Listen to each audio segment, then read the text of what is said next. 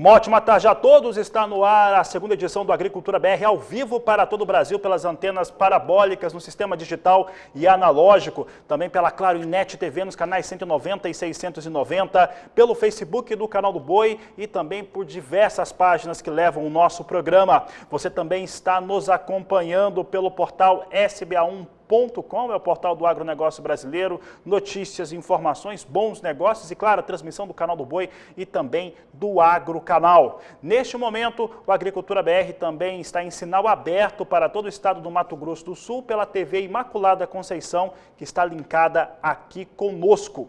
E eu começo esse programa falando a respeito de soja em Chicago. Antes de trazer o nosso primeiro convidado no dia de hoje, vamos dar uma olhada como é que vem soja em Chicago. Vinha com uma alta importante também nesta quarta-feira. Neste momento, a posição de março é negociada a 14 dólares 15 centes mais 4 bushel, vem com uma alta aqui de 0,7% no momento. Maio a 14 dólares 17 centes mais 6 o bushel, também em elevação, negócios com soja na posição de maio. Neste momento aqui tem o contrato de maior liquidez. Julho a 14 dólares 5 centes mais 6 o bushel e a posição de agosto negociada a 13 dólares 63 centes mais 6 por bushel. São os negócios que eu destaco agora com soja na Bolsa Norte-Americana de Chicago. São os destaques deste momento aqui no Agricultura BR.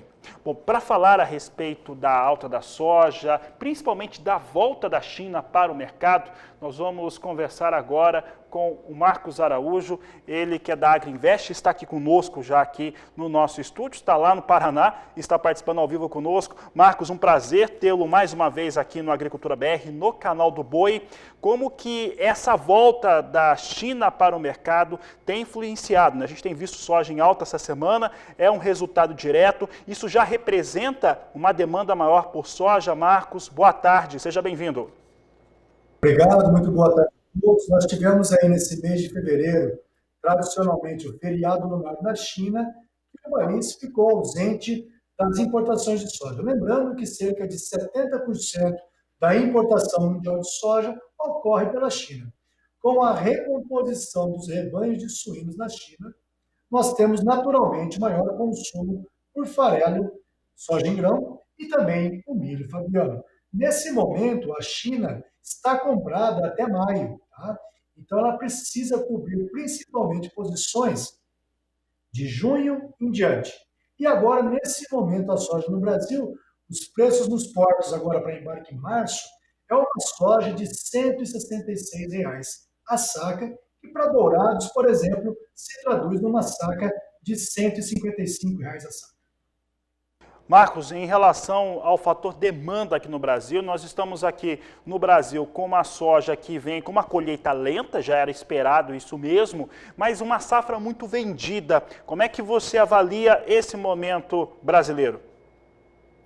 Não só o produtor brasileiro, como também o próprio norte-americano, o brasileiro se vendeu muito na frente para essa safra, preços R$ 40, R$ 50 abaixo dos preços correntes, quando nós tínhamos Chicago em torno de 9 dólares o bushel, para hoje 14 dólares o bushel. Ou seja, essa disparada do preço da soja no mercado internacional, do lado do produtor rural, faltou ele fazer uma gestão do risco, comprando call, seguro de alta, para proteger essa alta de Chicago, né? Agora, respondendo a tua pergunta, como os produtores, tanto brasileiros como norte-americanos, já venderam demais, nós temos nesse momento estoques muito baixos de soja no mercado norte-americano.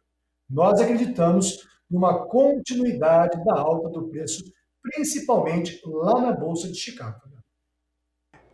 Marcos, fazendo um resumo deste momento atual, nós temos Estados Unidos com estoque mais baixo, como foi confirmado pelo último relatório de oferta e demanda do Departamento de Agricultura norte-americano. Temos essa safra brasileira já bastante comercializada. Nós temos hoje, principalmente entre os grandes importadores, e a China é o maior deles, hoje nós podemos afirmar que falta soja ou tende a faltar soja para o abastecimento, não para o abastecimento, mas de uma maneira geral para o abastecimento de mercado, Marcos?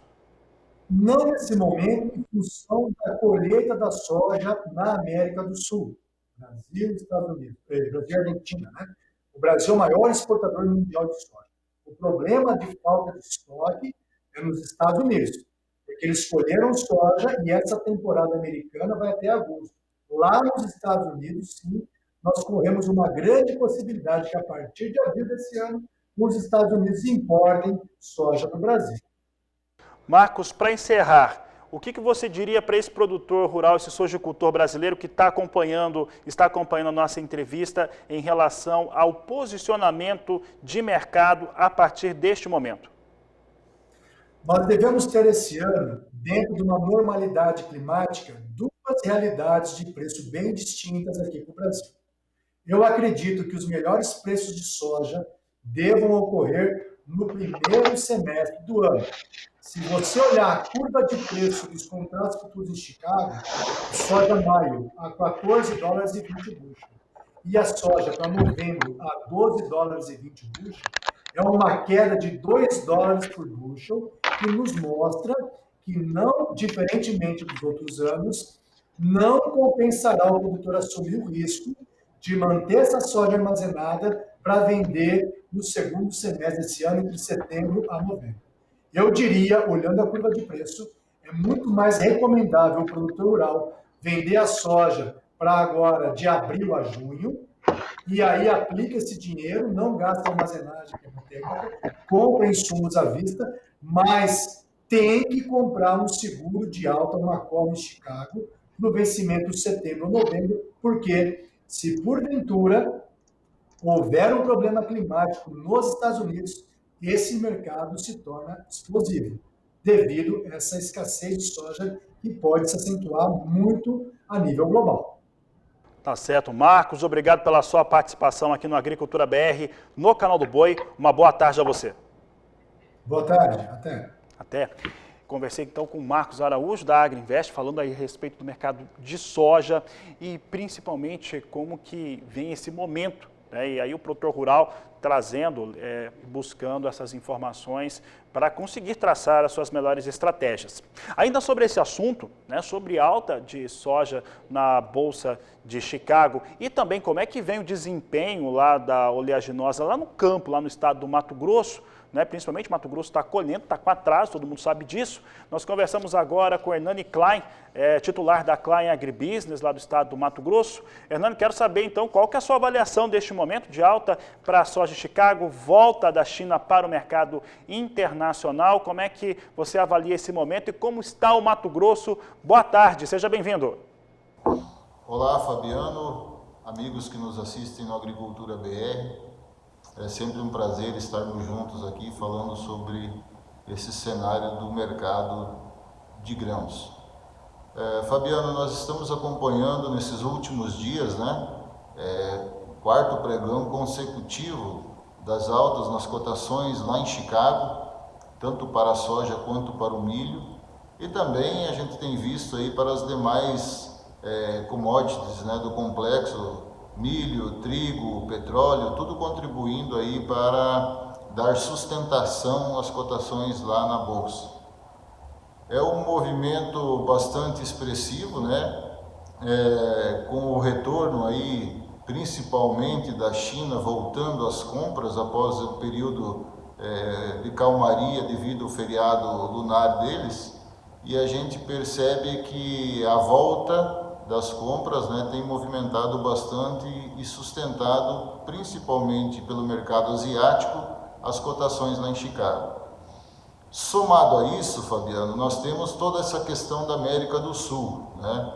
Brasil, principalmente, aí, com problemas sérios para desenvolver a sua colheita da soja em virtude climática, bastante úmido, né, bastante chuva, principalmente falando aqui da região do Mato Grosso, norte do Mato Grosso. A gente percebe o produtor bastante preocupado com relação a não evoluir ou muita lentidão na colheita em virtude da chuva, né? E então o mercado ele enxerga como um todo toda essa questão, problemas também na conclusão da safra argentina. E considerando que nós já estamos aí com um mercado bastante comercializado, né, vamos dizer assim, para a safra 2021, eu entendo que esse mercado continua com essa tendência de sustentação de alta nos preços lá em Chicago e, consequentemente, para o produtor aqui na ponta. Poucos negócios reportados, mesmo com essa alta, o produtor tem retraído suas vendas, focado mais na colheita e em cumprir os contratos já firmados com as trades, né? E esse cenário que a gente percebe que se mantém no médio prazo também.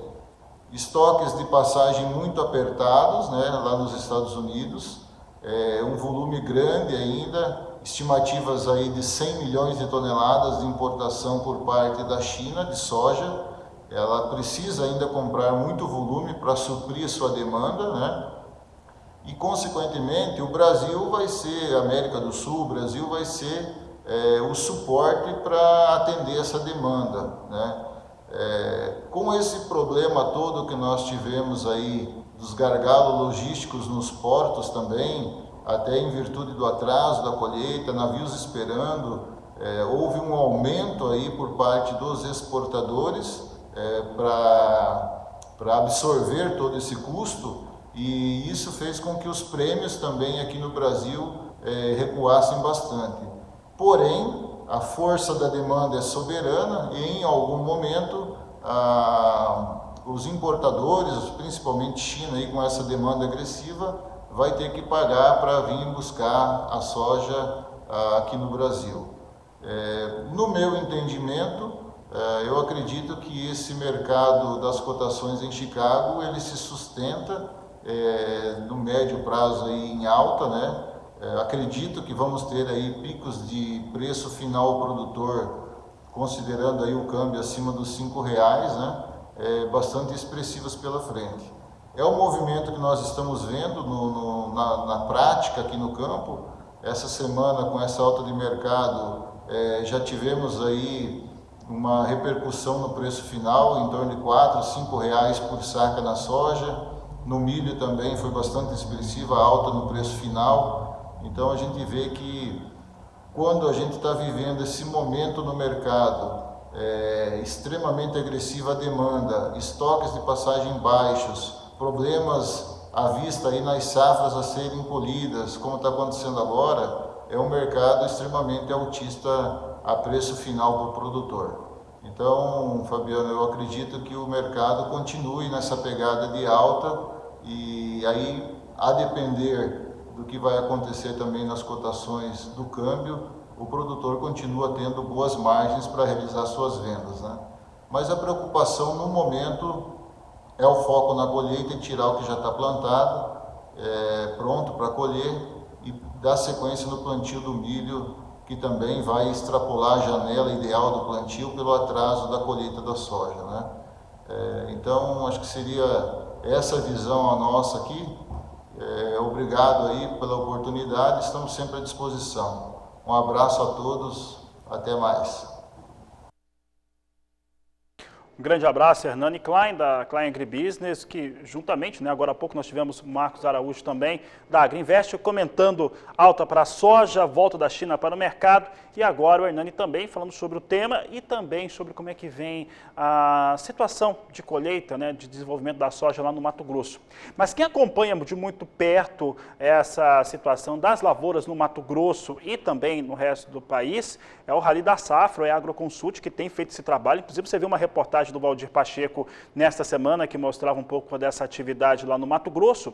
E nós tivemos a Agroconsult nesta última terça-feira atualizando os números e elevando a sua estimativa de produção para a soja aqui no Brasil para 134 milhões de toneladas. Você vê os resumos dos números agora na tela, aqui no Agricultura BR. Produção estimada em 134 milhões de toneladas para a campanha 2021, numa área ocupada total de 38 milhões e 400 mil hectares, de acordo com os dados divulgados nesta última terça-feira pela Agroconsult, pelo Rally da Safra, o chamado pré-rally. O pessoal está nos campos, passando pelo Mato Grosso, passou pelo Rio Grande do Sul também.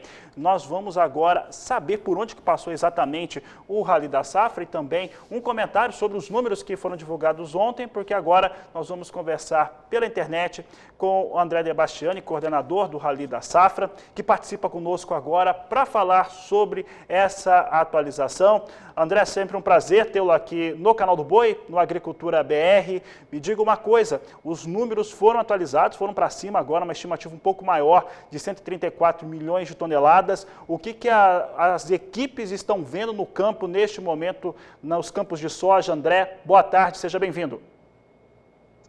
Boa tarde, Fabiano. Boa tarde a todos que nos acompanham. Satisfação falar com vocês novamente. E, de fato, a gente está na metade do rally, pelo menos na metade da etapa soja do rally. Já temos bastante informação coletada no campo e ontem a gente aproveitou para fazer um novo lançamento de dados do rally.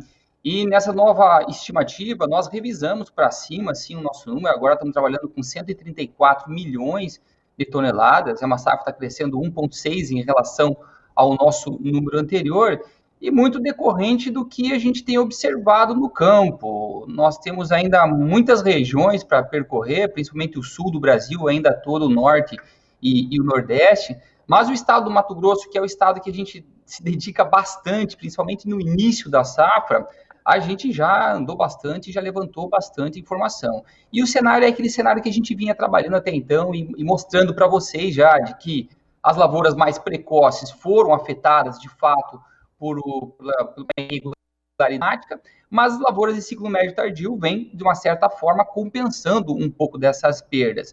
A gente tem hoje como estimativa para o Mato Grosso uma produtividade média de 57,7 sacos por hectare. Então, a gente cresceu o nosso número aí, 2 sacos aí, em cima, 2,2 sacos em cima do último relatório, então é um crescimento bem expressivo, mostra como mudou também essa percepção de potencial da safra do Mato Grosso, mas ainda é uma safra abaixo da safra passada, né? A safra passada do Mato Grosso a gente colheu 60 sacos por hectare. E agora a gente tem toda a preocupação da colheita, vocês já vinham comentando sobre isso agora no programa, e de fato é o que a gente tem acompanhado também. Tem chovido muito, chove praticamente todo dia, isso dificulta muito o trabalho de colheita, e muitas vezes a gente está colhendo com uma umidade mais excessiva, estamos colhendo já com um pouco de grãos ardidos, e esse é um desafio que a gente tem ainda para acompanhar ainda pelas próximas semanas. Algo que implica muito mais, talvez, na qualidade do que no volume, em termos de produção. Desculpa, apesar que produção isso também acaba afetando, mas é um momento que a gente está colocando aqui à prova a nossa capacidade de colheita, a nossa capacidade de recebimento nos armazéns, e nossa capacidade também de exportar, escoar isso até os portos e exportar também, porque como a gente já estava falando até há pouco aí, o mercado está ávido por soja, está ávido para que a gente exporte um volume ainda maior. Mas aí a gente ainda vai fazer uma série de revisões, tem muito chão para o rally rodar ainda, Fabiano, e certamente vamos trazer novidade para vocês aí em breve. André, e essa questão quando a gente fala do que vem acontecendo no campo, que é exatamente o que o rally acompanha, e quando a gente traz as informações dos operadores de mercado, né, e hoje tem uma visão muito clara de algum problema climático na próxima safra norte-americana, porque aí o Marcos Araújo acabou de usar o termo, explode o mercado se isso acontecer, porque vai faltar realmente soja em todo o mundo. E o Rally da Safra já passou aqui, eu estou vendo os números aqui que foram atualizados, 25 mil quilômetros, 620 amostras, fez esse trabalho para analisar as lavouras de ciclo precoce e também ciclo médio lá no estado do Mato Grosso. Hoje, André, como que claro que ainda está cedo para a gente fazer um resumo dessa safra, mas hoje qual seria o principal gargalo, o principal desafio para essa campanha 2020-2021 brasileira? Fabiano, essa pergunta é ótima, porque conforme vai avançando a safra, a gente vai se deparando com desafios novos.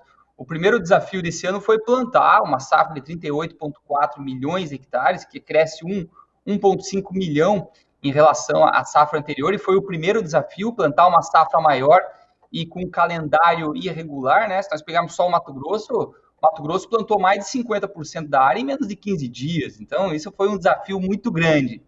E esses desafios não param, a gente tem o desafio agora da colheita num momento de irregularidade climática muito grande, então provou-se que a gente tem uma capacidade operacional de plantio muito grande, mas a gente está testando agora a nossa capacidade de colheita também. E na sequência a gente já tem o desafio também de implantar o milho, que a gente não falou sobre isso agora, mas o calendário de milho está muito apertado. A gente encerra agora, vamos lá, o período ideal para plantio de milho no Mato Grosso seria agora até o final de fevereiro. E a gente tem previsão ainda de chuvas que certamente vai alongar um pouco mais a colheita da soja e alonga também um pouco mais o plantio do milho. E fora isso, Fabiano, em termos de desafio, a gente tem toda a questão agora de conseguir, como eu havia falado antes, receber essa soja, a gente conseguir secar a soja, porque a gente está recebendo ela bastante úmida, e escoar até os portos, porque a demanda é muito grande em termos de exportação. E daí a gente passa mais um desafio para os nossos portos, que vai exportar aí um volume recorde, provavelmente, de soja ao longo de 2021 e que a gente acaba testando também novamente os limites. Então, você perguntou quais são os desafios, eu enumerei vários deles aqui, e a gente se depara talvez com um desafio ainda maior, que é planejar a próxima safra. Diante de um cenário muito volátil de preço, né, que é o que a gente está vendo agora, o próprio plantio dos Estados Unidos, que vai começar em seguida, é um plantio que vai determinar muito também o cenário de preços, porque a tendência é que ocorra um crescimento de área muito expressivo, perto aí dos 3 milhões de hectares, ou até acima disso daí, e conforme desenvolver a safra americana, a gente vai saber os reflexos no nosso quadro de oferta e demanda, que hoje está muito apertado. Hoje o que nós temos de estoque, seja no Brasil ou seja lá fora, é muito pequeno e daí a razão desses preços elevados.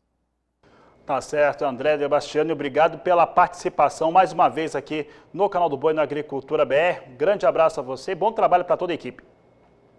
Eu que agradeço, um abraço a todos vocês. Tá certo, conversei com o André Debastiani, você viu um resumo de como que está a atuação do Rally da Safra, está andando pelo Brasil, atualizando os números. Você pode acompanhar também outros detalhes acessando o portal sba1.com, coloca na tela sba1.com, você tem todos os destaques também ali do Rally da Safra, inclusive o link para o portal do Rally. Fala agora a respeito de como que vem o desempenho da soja lá no estado do Tocantins. Você acompanha os destaques na reportagem de Caile Rodrigues. Algumas regiões do estado já estão há mais de 15 dias sem condições de colheita. E mesmo quando a chuva dá uma trégua, não há sol suficiente para secar a umidade acumulada. A AproSoja Tocantins recomendou aos produtores que busquem junto às empresas renegociar contratos. E para que fiquem atentos também à segunda safra do milho, que terá uma janela mais curta e muito dos insumos comprados não poderão ser usados. Produtores que adiantaram o plantio e não tiveram problemas na semeadura já iniciaram os trabalhos de colheita da safra 2020-2021. Outra grande preocupação da AproSoja Tocantins é de que o período chuvoso não só atrasa o calendário de atividades, mas também prejudica a qualidade dos grãos. E, em alguns lugares, os prejuízos já atingem a marca de 50% da produção.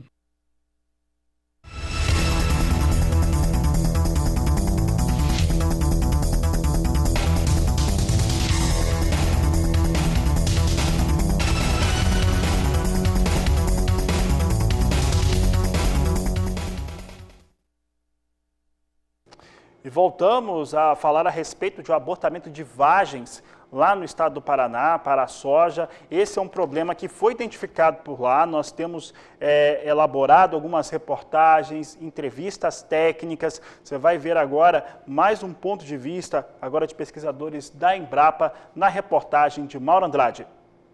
Produtores de soja do estado do Paraná estão constatando um novo problema em suas lavouras, o chamado abortamento de vagem. Estes problemas estão mais intensos na região oeste, noroeste e norte do estado. Nós vamos conversar com André Matheus Prando, ele é pesquisador da Embrapa Soja. Esse abortamento de vagens e grãos, né, ele tem chegado para nós aí desde janeiro, né? Então desde de janeiro a gente está visitando, acompanhando e coletando amostra em produtores, né, principalmente na região de Maringá e Santa Helena, que é a região oeste do estado, né? Essas regiões é onde concentram os maiores casos de abortamento, né? Esse abortamento, né, tem diferentes níveis, né? Mas essas lavouras que a gente está acompanhando é um abortamento mais extremo. São lavouras onde estão quase que completamente perdidas. São perdas aí superiores a 90%, né, de perdas, né? A gente vê um abortamento de vagens muito grandes e nessas vagens que restam nessa planta de soja, são vagens com grãos já mortos, já grãos abortados. Uma coisa muito típica nessas lavouras que a gente está acompanhando é a presença de uma segunda florada. Então, a soja ela emitiu flor em toda a haste da planta, né? Desde o terço inferior, né, até o terço superior. Isso é muito típico nessas lavouras.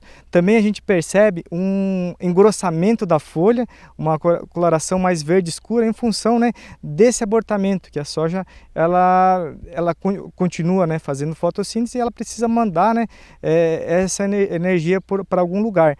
E, porém, essa falta de vagem ocasiona, né, toda essa modificação na planta. Nós estamos fazendo levantamento nessas áreas com abortamento extremo, né, para verificar quais fatores estão envolvidos no ambiente junto com o clima, né?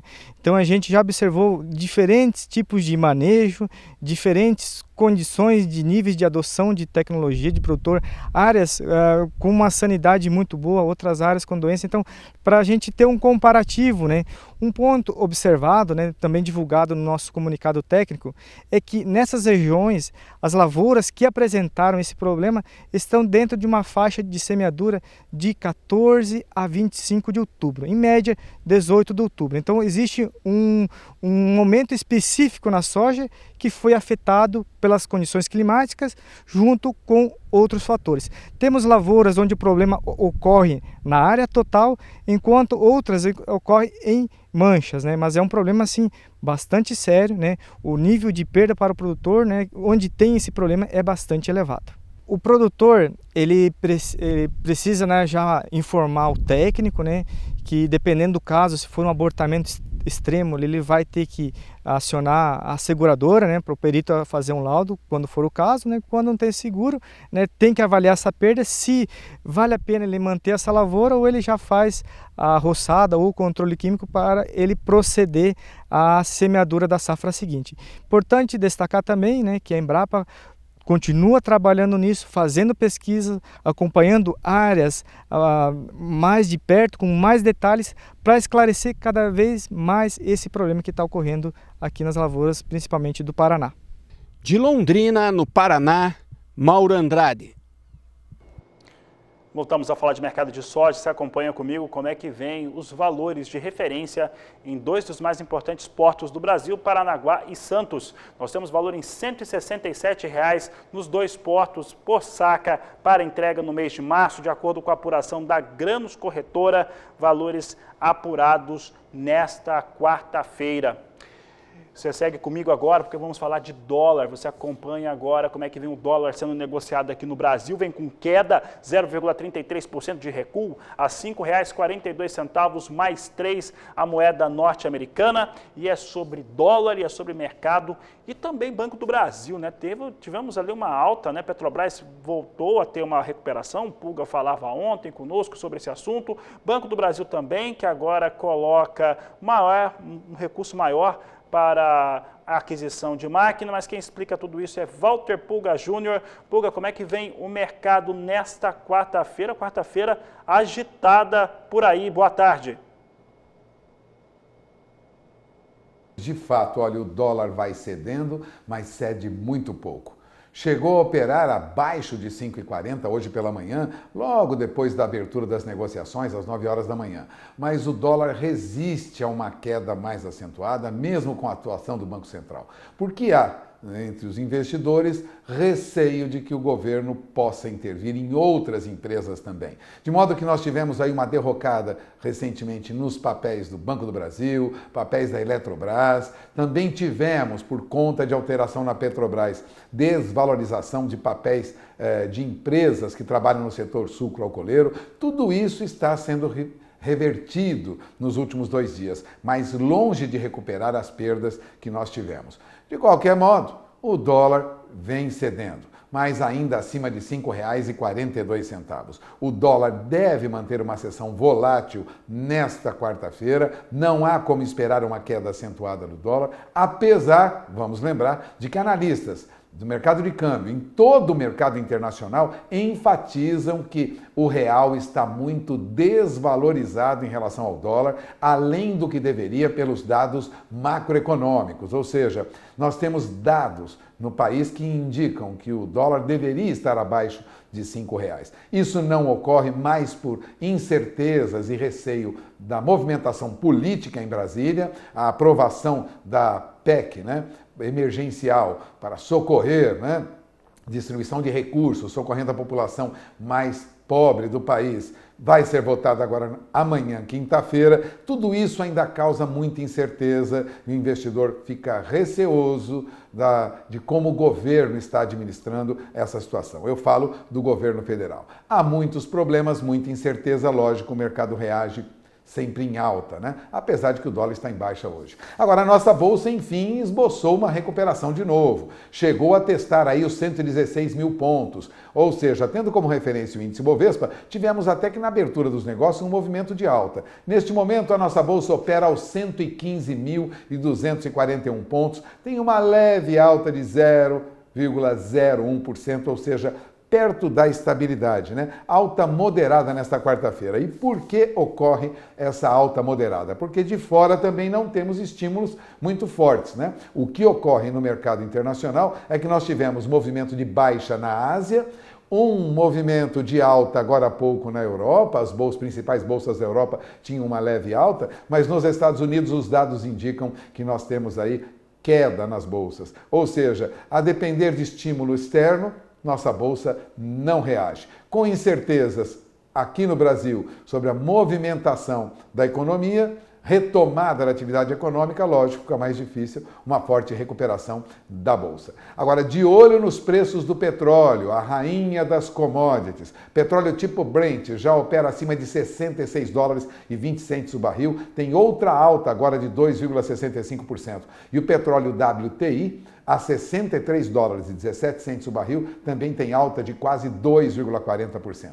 Petróleo em alta no mercado internacional indica, na verdade, neste momento, que há um esboço de reação, mas, de outro lado, há muita preocupação. A alta do petróleo puxa commodities, em geral, para cima, mas causa alguns tumultos, nas economias regionais. De olho na informação, porque o mercado financeiro, seja câmbio, seja mercado de ações, vai sinalizando para você, produtor, como estaremos nos próximos dias e nas próximas semanas. Agora, notícia positiva, viu, Fabiano? Vem do Banco do Brasil. Ontem o Banco do Brasil já anunciava aí um volume recorde de negócios para este primeiro semestre, no chamado pré-custeio, apoio ao produtor rural, mas confirmado também recursos da ordem de R$1 bilhão para reforçar financiamento de máquinas. O anúncio foi feito ontem pelo presidente do Banco do Brasil, o André Brandão. O presidente do Banco do Brasil, André Brandão, confirmou mesmo que o banco vai reforçar em R$1 bilhão as linhas de crédito rural para financiamento de máquinas agrícolas e mais, de equipamentos de irrigação. Ele também anunciou aquele volume recorde de R$16 bilhões para custeio antecipado da safra 21-22 e disse que o banco quer crescer 11% este ano. Ou seja, o banco quer trabalhar na faixa de R$210 bilhões na carteira do agronegócio. Brandão também anunciou, notícia positiva para o produtor rural, o fim da tarifa de análise de crédito para todas as renovações a partir de hoje. Portanto, quem vai renovar financiamento, crédito no Banco do Brasil, estará livre daquela tarifa de 0,5% que incide sobre o valor total das operações renegociadas ou operações prorrogadas, 10 a 15% desses empréstimos para a atividade rural sempre precisam de algum tipo de prorrogação atualmente. Por isso, está eliminada essa tarifa para quem vai prorrogar ou renegociar financiamento. Agora, destaque nos anúncios do Banco do Brasil, ontem à tarde, que repercutem hoje no mercado, viu? Uma novidade anunciada pelo presidente do Banco do Brasil é de que o banco estuda a criação de uma plataforma para financiar a compra de equipamentos de conexão na internet. O objetivo do banco é financiar a integração do produtor rural no sistema de internet, ou seja, acessando dados, passando informações, acompanhando online o que ocorre não só no seu negócio, como no mundo, né? E também uma outra plataforma. O banco pretende financiar a adoção de energia renovável. Ou seja, o presidente do Banco do Brasil anunciou que vai financiar a transição da energia comum elétrica que nós normalmente temos para a chamada energia fotovoltaica, aquela energia que é obtida através de células que transformam energia solar em energia elétrica, né? Segundo ele, há uma parceria em estudo entre o Banco do Brasil e uma empresa especializada em implementação dessas placas para transformação de energia solar em energia elétrica. Segundo ele, queremos expandir para qualquer produtor que queira adotar energia renovável. São boas notícias que vêm do Banco do Brasil. Caixa Econômica também anunciou anteontem um volume maior de recursos, até 12 bilhões de reais, para financiar o agronegócio, e o Ministério da Agricultura tem apoiado todas essas iniciativas que carreiam recursos, aliás, antecipadamente, né? Porque o novo Plano Safra sairia em junho, né?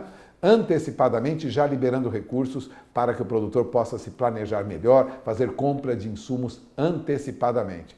São boas notícias, Fabiano. É com você.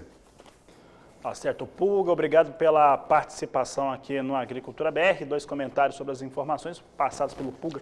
Em relação ao Banco do Brasil, né, alguns produtores entraram em contato comigo, né, e estavam comentando, né, aqui o senhor Arnaldo comentou que é ridícula a cobrança de análise de crédito para repactuação de contrato vigente.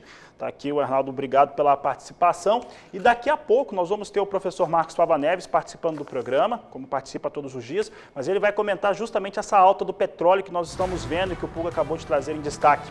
Nós vamos para o intervalo comercial no próximo bloco, o assunto é café, e temos a participação ao vivo de Eduardo Carvalhais dentro de instantes, dentro de 2 minutos estamos de volta. O assunto agora é café aqui no Agricultura BR. Nós temos acompanhado as altas para o Arábica, tanto no mercado futuro lá em Nova York, quanto também no mercado físico, nas cotações diárias que você acompanha aqui no canal do Boi, no Agricultura BR.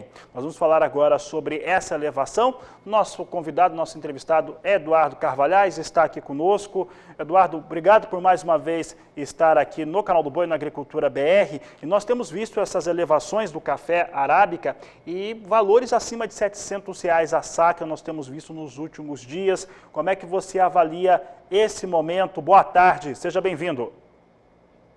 Boa tarde. Bom, o que está acontecendo nesse início de semana, na segunda e terça-feira, é que toda aquela imagem, todos aqueles problemas que nós tivemos de seca no semestre passado com o café, vem se consolidando na cabeça dos operadores fora do Brasil, os operadores em Nova York, na Bolsa e mesmo nas indústrias de café.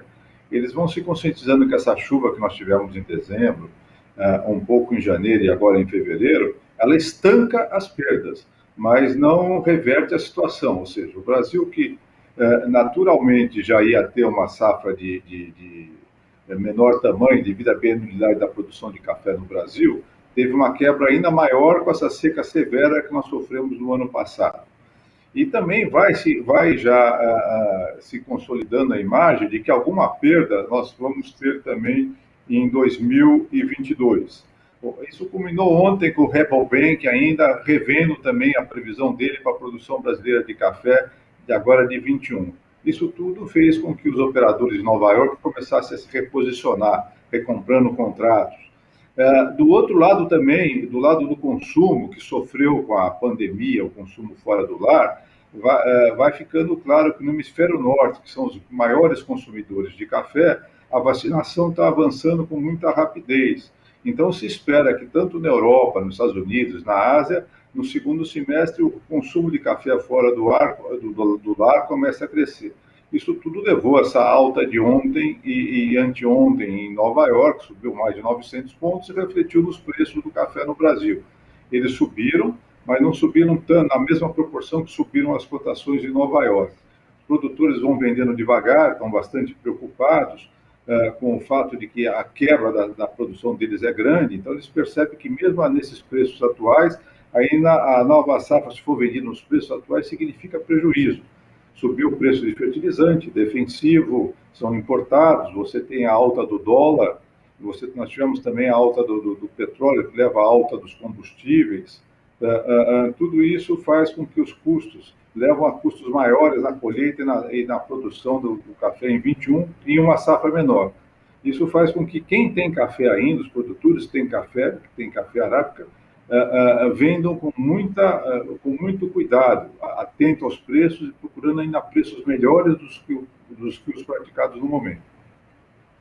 Carvalhais, em relação aos mercados de café, mercado futuro principalmente do Arábica em Nova York e o de Robusta lá na Bolsa de Londres, hoje as questões que estão influenciando o Robusta, Vietnã principalmente, uma ligeira perda de produtividade, de produção e as altas para o Robusta, tem colaborado também de alguma forma com as elevações no Arábica ou essa relação ainda não dá para traçar? Existe, porque vai ficando claro que os problemas climáticos não são enfrentados só pela produção brasileira, que é a maior do mundo.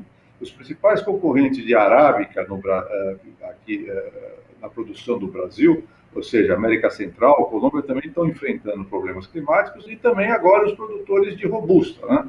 Tudo isso mostra um quadro de muito aperto no fornecimento, numa hora em que parece que o consumo vai voltar a deslanchar, ou pelo menos melhorar. Ninguém espera que no segundo semestre de 2021 o consumo volte para os níveis de antes da pandemia, mas vai começar a crescer fora do lar, e dentro do lar havia crescido durante a pandemia, compensando bem o que havia acontecido de queda de consumo em restaurantes, bares e hotéis, né? Então, esse quadro todo é que tem feito os preços subirem. Nós imaginamos que os preços devem continuar firmes o ano inteiro. É óbvio que no meio disso sempre existe especulação, barrigadas no mercado, mas mesmo nesse preço atual que melhorou, eu repito, ainda pelo tamanho da safra brasileira não vai remunerar os produtores como deveria remunerar. Eles estão bastante receosos com esse ano de 2021. Tá certo, Eduardo. Eduardo, para encerrar aqui a nossa entrevista, qual que é a sua expectativa atual para esse mercado de café para as próximas semanas em relação aos valores aqui no Brasil para o Arábica? Olha, como eu disse, os preços devem oscilar bastante. É um mercado muito especulado, principalmente em bolsa, mas a tendência é de se manter desse patamar para cima. É muito difícil de fazer uma previsão no mundo de hoje, com todas as variáveis que existem. Mas não existe café sobrando no mundo, e a safra brasileira entrando mais devagar a partir de julho de 21, por ter menos café, vai fazer com que esses preços resistam. Do outro lado, confirmando isso, da população do hemisfério norte saindo mais de casa no segundo semestre, elevando o consumo fora de casa, também vai pressionar os torradores que vão precisar de mais café. A falta de café é mundial. Mesmo os torradores aqui dentro do Brasil enfrentam, no momento, dificuldade de abastecimento. Certo, Eduardo Carvalhais, obrigado mais uma vez por participar aqui do Agricultura BR. Um grande abraço a você. Boa tarde. Uma ótima tarde. Conversamos com Eduardo Carvalhais, do Escritório Carvalhais, o mais tradicional escritório de negociações de café aqui do Brasil, falando um pouco a respeito dos posicionamentos para o mercado, principalmente do café arábica. Vamos dar uma olhada agora como é que vem os negócios para o arábica lá em Nova York. Vem aqui com as posições, o mais curto prazo que está ganhando um pouco, as demais posições perdem um pouquinho, mas você vê que os números são mais altos mesmo. Posição de março vem a $1,37 a libra peso, maio $1,37 mais 10, julho a $1,39 mais 5 e a posição de setembro, e essa posição é importante aqui para o Brasil, $1,40 mais 70 a libra peso.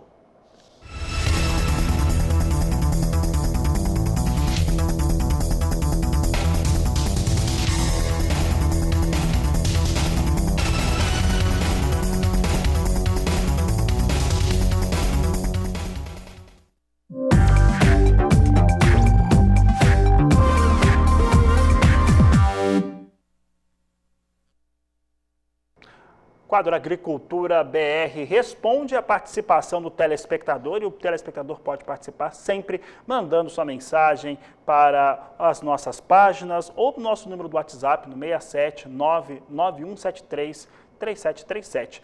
Quem participa hoje aqui do programa é um cafeicultor lá do estado de Mato Grosso. Vamos ver quem está participando conosco aqui no Agricultura BR. É o Devonzil Galo, de Nova Bandeirantes, Mato Grosso. Olha só, ele diz o seguinte: olá, boa tarde, Fabiano, uma ótima tarde, Devonzil, obrigado pela audiência de estar conosco. Vejo o seu programa todos os dias, nosso programa, né? Nosso programa aqui, o Agricultura BR. Sou produtor de café Conilon e estou assistindo as cotações de preço de café aqui. Muito obrigado, Devonzil, obrigado você aqui pela participação. Ele mandou a mensagem dele aqui pelo WhatsApp, né, pelo 67991733737, e ele mandou uma imagem da área de produção dele de café, que é um café irrigado, um café Conilon irrigado lá no estado do Mato Grosso. Tá muito bonito aqui os pés de café. O Devonzil, ele destaca aqui para nós que ele tem 14 mil pés de cafés irrigados, né? Tem 14 mil pés de cafés irrigados lá em Nova Bandeirantes, em Mato Grosso, Devonzil Galo, que vai mandar nos próximos dias também umas imagens aí, alguns vídeos da sua área de produção de café Conilon no estado do Mato Grosso, área irrigado. Obrigado pela participação, Devonzil. Você pode participar assim como o nosso telespectador, o produtor de café do estado do Mato Grosso. Você participa conosco através do 67991733737. Pessoal, conseguir colocar na tela de novo. É o número do WhatsApp aqui do Agricultura BR. E você participou e acompanhou as informações do quadro Agricultura BR Responde.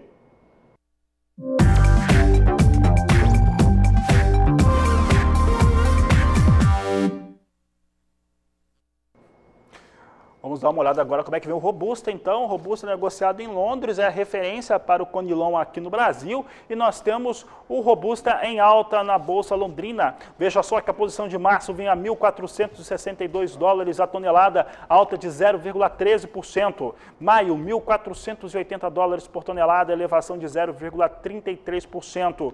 Julho, $1.497, alta de 0,40%. Setembro, $1.514 a tonelada, uma elevação de 0,66%. São os negócios que eu destaco agora no Agricultura BR com Café Robusta.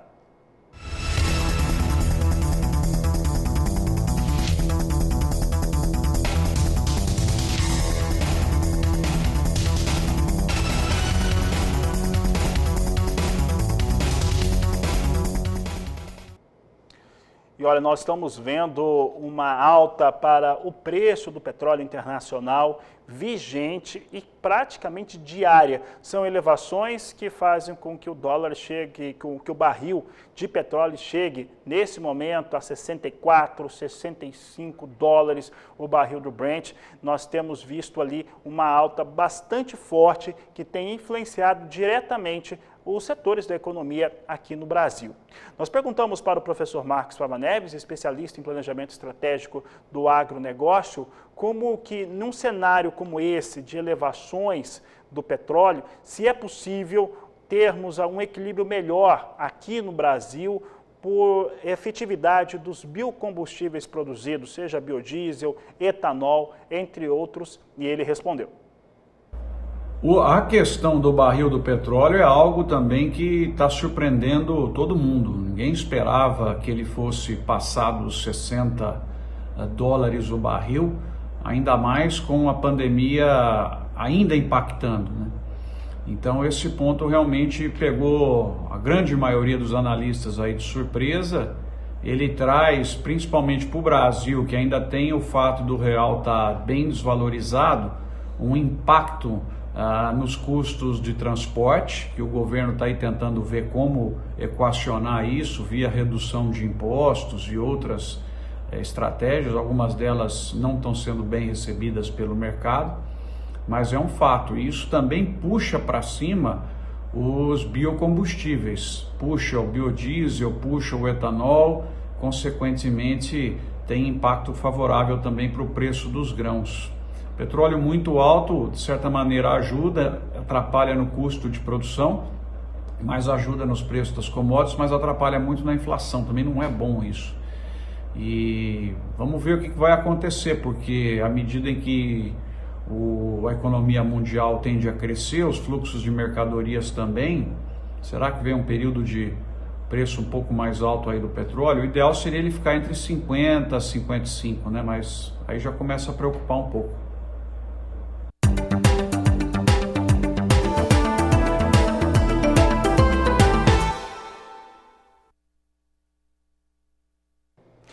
Temos agora o milho aqui na Agricultura BR, negociado na Bolsa de Chicago. Vem com elevação o milho mais uma vez, quarta-feira de alta, uma alta próxima a 1% para o milho. É 1% de alta no mais curto prazo, posição de março agora chega a 1% de alta, a $5,59 mais 4 bushel. Maio, $5,56 mais 6, posição de julho a $5,46 mais 4 e a posição de setembro a $4,94 mais 2, também as outras posições com altas próximas a 1%, mais um dia de elevação para o milho que tem preços disparados no cenário internacional e, claro, aqui no Brasil também.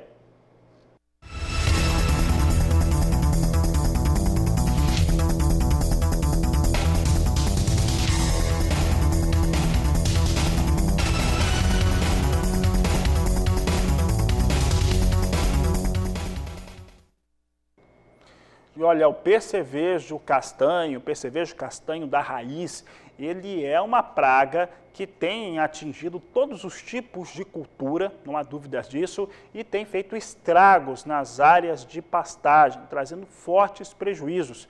Você vai saber como que ele tem sido identificado, monitorado e maneiras de se tentar controlar essa praga no campo, na reportagem de Valdir Pacheco. Olá. Uma praga que vem tirando o sono dos produtores de Mato Grosso é o percevejo castanho da raiz, que tem sido bastante agressivo nos últimos anos. Essa praga ataca o sistema radicular de diversas culturas como soja, milho, sorgo, café, arroz e principalmente a pastagem, por ser perene. Quem vai nos falar como enfrentar as dificuldades para o controle e os melhores manejos que estão em estudo como forma de combater esta praga no campo é o nosso convidado de hoje, o zootecnista Arlindo Vilela.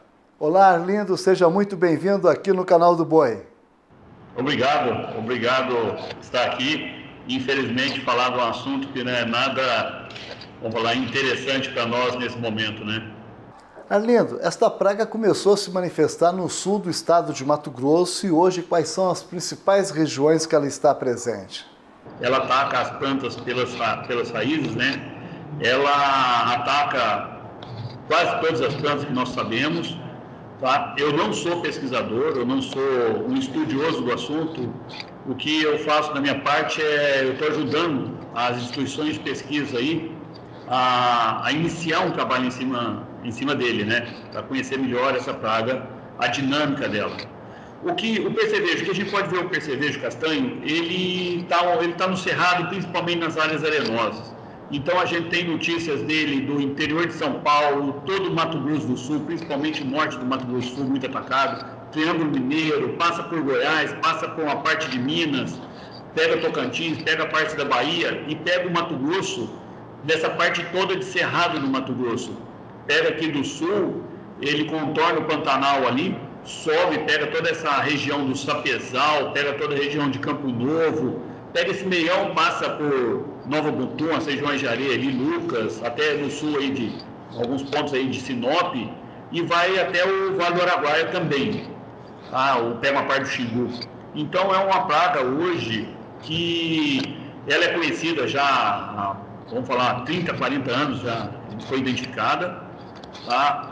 Há uns 15 anos ela teve um ataque muito severo em várias regiões, foi um foco na região ali de Dom Aquino, Campo Verde, vamos falar assim, destruiu quase muitas fazendas ali, e aí ela deu uma diminuída. E agora, nesses 2 anos que a gente tem uma situação mais, vamos falar assim, com pior chuva, com veranicos bem extremos, ela voltou com grande população, tá? E tem feito um estrago muito grande, principalmente nessas áreas de dessas fazendas já são fazendas que já vêm sofrendo por ter um tipo de solo pior, por ter uma condição pior de manejo, que são aquelas fazendas em áreas arenosas. Arlindo, uma tecnologia que vem crescendo muito no Mato Grosso, que é a integração lavoura e pecuária, que possibilita a produção o ano inteiro. Isso aí não criaria uma ambiência para essa praga se proliferar cada vez mais, a chamada ponte verde? Que está crescendo muito, mas começa a virar um monossistema, né? É um monossistema, e isso tem, vamos falar, para algumas pragas, como é o caso do percevejo, nós ainda não conhecemos a dinâmica dele, mas isso é alguma coisa que os pesquisadores estão comentando agora, que por ter, vamos falar assim, vida, totalmente, ter alimento o tempo todo para algumas pragas, a gente tem aumentado talvez a população deles. Isso ainda não é uma situação definitiva, mas é algo que a gente tem considerado bastante nisso aí. Isso quer dizer, então, Arlindo, que ela fica no subterrâneo, fica lá até 2 metros de profundidade. Na época da seca e na chuva ela sobe e vem até 50 centímetros ali atacando o sistema radicular. Fica difícil o controle, então, nessas condições. Valdir, a princípio é assim, tá? A princípio é isso mesmo que ocorre, mas nós não conhecemos a dinâmica dele totalmente. É impressionante como ele muda de uma semana para outra o comportamento e ele é muito difícil porque os pesquisadores tentaram levar ele para as casas vamos falar assim, para manipulá-los, em caso de vegetação, colocar ele numa situação, e ele mudou totalmente o comportamento dele. E lá na parte de campo, a gente tem encontrado situações assim dinâmicas que nós ainda não conseguimos entender. Nós estamos fazendo 3 grandes testes, nós chamamos de farm test, tá? Inclusive com acompanhamento da Embrapa, aí de Sinop, e para poder entender um pouco mais a dinâmica, para poder repassar as instituições de pesquisa para ver que lado que elas vão, porque a pesquisa está muito incipiente nesse caso. Então nós montamos 3 monitoramentos para a gente tentar conhecer um pouquinho mais a dinâmica e o que poderia ser impactante para ele. Ok, Arlindo, mais uma vez obrigado aí pela sua participação, uma pena que o nosso tempo é curto. Rodrigo, o maior prazer aí, estamos à disposição. Tendo mais novidades aqui, a gente vai ter o maior prazer de estar passando isso aí, tá? Ok, obrigado. Acabei de conversar com o zootecnista Arlindo Vilela, de Sinop, Mato Grosso, Valdir Pacheco. E a seguir no Agricultura BR, voltamos a falar do mercado de soja por aqui. Aproveite para mandar suas perguntas, sua participação no nosso WhatsApp 67991733737. Eu vou para o intervalo e volto já. Voltamos a falar de soja aqui no Agricultura BR. Temos acompanhado as elevações para o mercado e principalmente a volta da China para a ponta compradora. Isso motivou os negócios com soja em Chicago e para falar a respeito deste assunto, nós vamos conversar agora pela internet com Enio Fernandes. O Enio é da Terra Agronegócios, participa conosco mais uma vez. Obrigado por estar aqui com a gente, Enio, no canal do Boi, no Agricultura BR. Eu quero saber o seguinte, China volta para o mercado, traz esse primeiro impacto. Você acredita que essas elevações para a soja, elas devem seguir em Chicago, com reflexos aqui no Brasil? Boa tarde, seja bem-vindo. Boa tarde a todos, é sempre um prazer estar com vocês.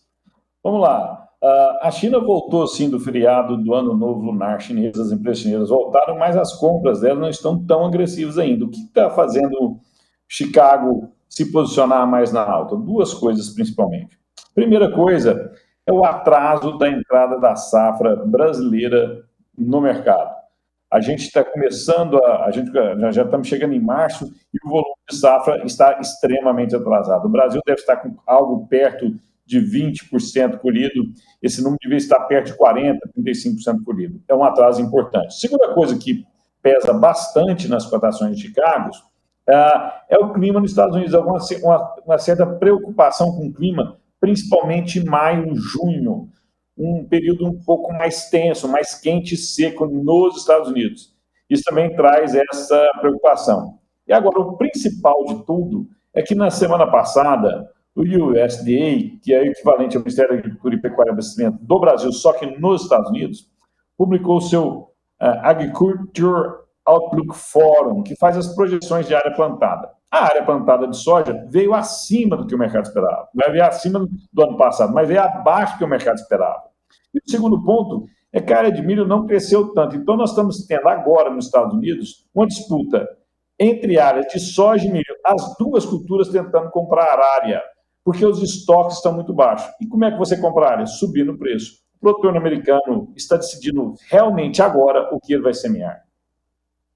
E essa questão dessa decisão do que ele vai semear agora, né, mostra um cenário de indecisão. Muitas coisas vão ser decididas mais próximas à semeadura norte-americana. Você acredita que um clima, né, e esse foi um dos pontos que você apontou agora, um clima menos favorável, talvez mais quente, mais seco nos Estados Unidos, isso aconteceu há alguns anos agora anteriores, recentes, nós tivemos os Estados Unidos com problemas climáticos. Você acredita que um momento como esse, ainda que não confirme uma perda de produtividade norte-americana, isso pode fazer com que se tenha uma nova explosão de preços de soja em Chicago? Na verdade, a gente já está com os preços explosivos, né? Vamos pensar o seguinte, nós estamos em plena colheita no Brasil, né? Estamos em plena colheita. E Chicago está 14, acima de $14 a primeira posição. Então, os preços já estão muito altos. E não só estão a $14, nós estamos a $14 com um dólar sendo negociado acima de 5, 5,40, 5,45, ou seja, dólar em alta e Chicago em alta. Isso pesa muito na remuneração do produtor brasileiro e facilita as vendas. O único item desta balança que está desfavorável ao produtor brasileiro são os prêmios. O que vai acontecer? O Brasil já vendeu bastante soja, 65% de toda a soja que a gente ainda vai colher já está vendida. Essa soja vai chegar no mercado. Os produtores, por mais capitalizados que estejam, precisam fazer um pouco de caixa para irrigar seu caixa, tanto para plantar a segunda safra de milho, como também cumprir os compromissos da primeira safra. Então, isso dá uma arrefecida no mercado.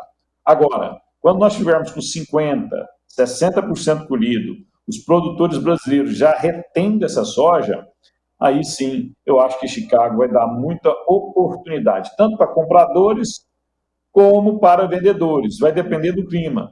Algumas sinalizações de clima mais seco, não tão favorável, vai fazer Chicago subir e vai fazer os prêmios subirem.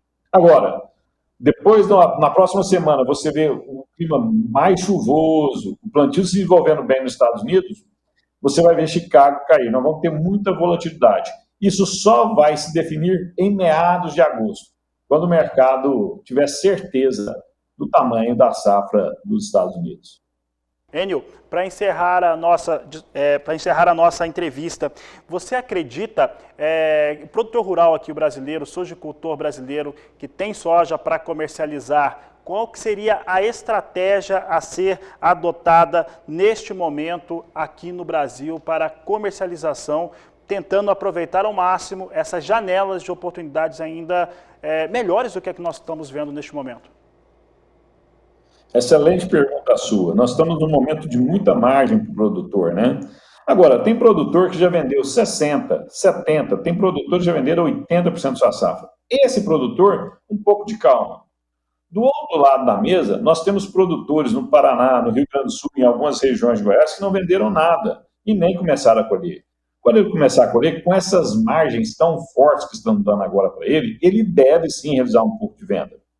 Quando a gente olha um pouco mais para frente, depende muito de onde você está localizado. Vou te dar um exemplo. Os produtores do Paraná, Rio Grande do Sul, eles têm tanto o mercado interno forte como exportação forte. Eles estão próximos dos portos. O custo de oportunidade dele é muito alto. Ele tem um diferencial competitivo devido à logística muito grande, tem mercado interno forte.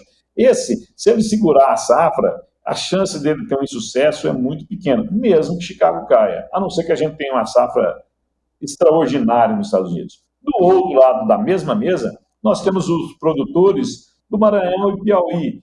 Quando virar agosto, setembro, as trades que operam naqueles portos, elas dão preferência ao milho e elas não têm capacidade de operar milho e soja. A estratégia é diferente, o mercado lá é mais mais restrito, você não tem tantas fábricas para fazer farelo e óleo, eu teria um certo cuidado.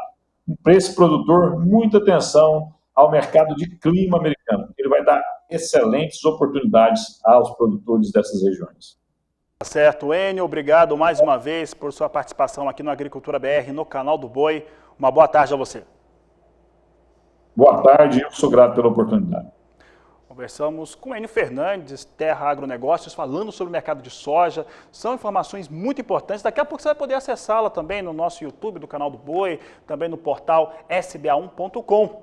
Por aqui eu sigo falando de soja, agora vamos dar uma olhada como é que vem soja em Chicago. Nós temos aqui mercado apontando alta, você tem uma alta aqui interessante, vem com cerca de 0,7%, quase 0,8% de alta na posição de mais curto prazo. E como o Enio acabou de dizer, posição de massa $14,16 o bushel. Maio, $14,17 mais 6. Julho, $14,05 o bushel. E a posição de agosto, $13,63 mais 6 o bushel. Nós vamos para o nosso último intervalo comercial. Daqui a pouco eu trago as últimas informações dessa edição, mas antes você acompanha uma grande oportunidade de um leilão judicial de uma usina de cana-de-açúcar no interior do Mato Grosso do Sul. Eu volto já. Informação final dessa edição do Agricultura BR, rapidinho, porque quase estouramos o tempo. Veja só, dólar com queda de quase pouco mais de 0,5%, 0,52% de queda a R$ 5,41 mais 3 para a moeda norte-americana aqui no Brasil. Olha, encerro por aqui mesmo. Eu volto logo mais às 16 horas na terceira edição do Agricultura BR. Desejo a todos uma excelente tarde, um grande abraço e até mais!